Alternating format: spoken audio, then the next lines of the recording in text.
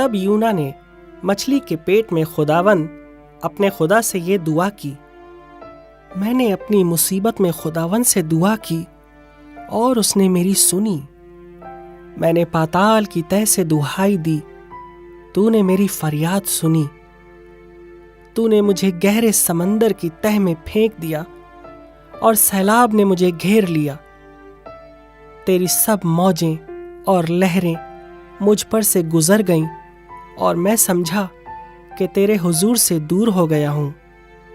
लेकिन मैं फिर तेरी मुकद्दस हैकल को देखूंगा।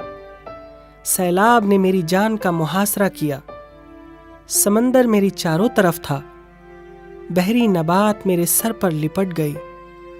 मैं पहाड़ों की तह तक गर्क हो गया। जमीन के अड़बंगे हमेशा के लिए मुझ पर बंद हो गए।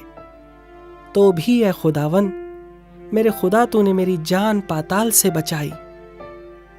जब मेरा दिल बेताब हुआ, मैंने खुदावन को याद किया और मेरी दुआ तेरी मुकद्दस हैकल में तेरे हजूर पहुंची। जो लोग झूठे माबूदों को मानते हैं वो शफकत से महरूम हो जाते हैं। मैं हम्द करता हुआ तेरे हजूर कुर्बानी गुजरानूंगा। मैं अपनी नजरें अदा करूंगा। निजात खुदावन की तरफ से है। और खुदावन ने मछली को हुक्म दिया और उसने यूना को खुश्की पर उगल दिया।